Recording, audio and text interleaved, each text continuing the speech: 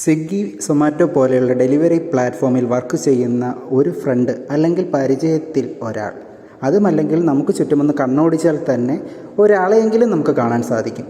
സ്വിഗ്ഗി, സൊമാറ്റോ ഇവ രണ്ടും ഇന്നത്തെ ന്യൂ ജനറേഷൻ ലൈഫ് സ്റ്റൈലിൽ നമുക്ക് ഒഴിച്ചുകൂടാൻ പറ്റാത്ത ഒന്നായി മാറിക്കഴിഞ്ഞു.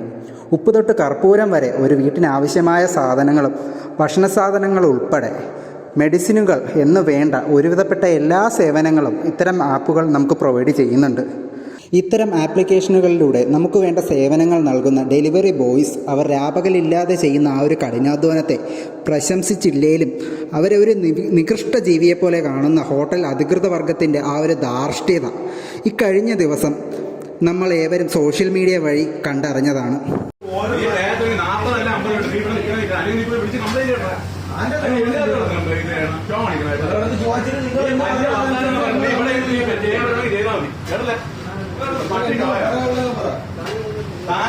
ഇവിടെ ആവുമ്പോഴേ തരാൻ പറ്റുള്ളൂ.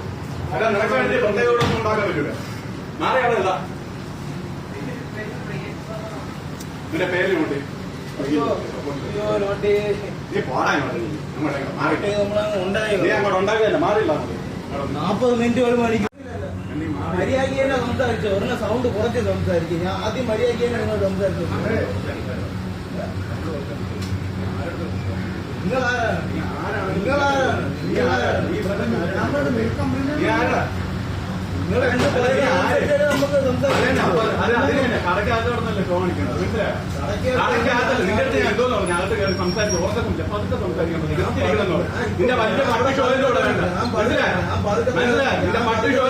കയ്യിൽ വെച്ചോണ്ടിരുന്ന നീ വേറെ എവിടെയെങ്കിലും കാണിക്കുമ്പോൾ നീ അവിടെ വിടരുന്നതാണ്.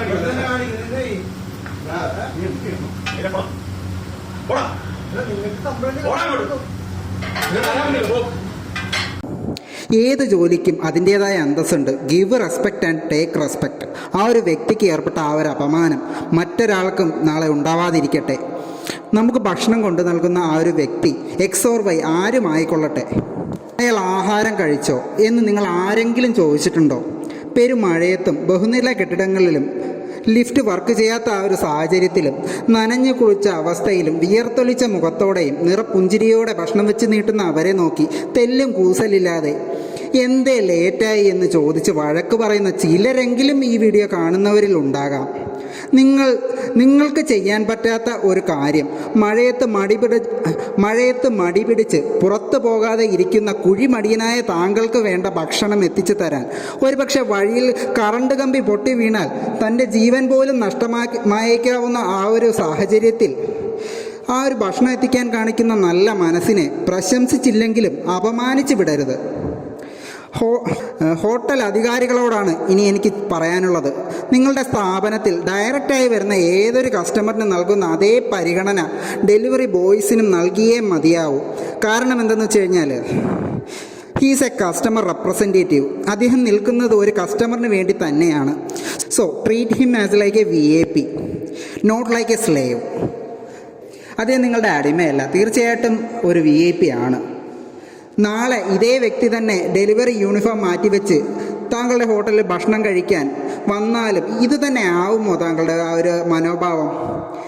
എന്തിൻ്റെ പേരിലാണ് ഈ വേർതിരിവ് കാണിക്കുന്നത്? ധരിക്കുന്ന വസ്ത്രത്തിൻ്റെ പേരിലോ അതോ പണത്തിൻ്റെ പേരിലോ അതോ ആ വരുന്ന വ്യക്തിയുടെ നിറത്തിൻ്റെയോ എന്തിൻ്റെ പേരിലായാലും അവഗണനയായി എന്തിൻ്റെ പേരിൽ തന്നെ ആയാലും തെറ്റ് തന്നെയാണ്. ആ ഒരു തെറ്റിനെ ചോദ്യം ചെയ്യാൻ നട്ടലുള്ള ഒരു പുതിയ തലമുറ ഇവിടെയുണ്ട് എന്ന് ഓർമ്മപ്പെടുത്തിക്കൊണ്ട് നിർത്തുന്നു. നന്ദി, നമസ്കാരം.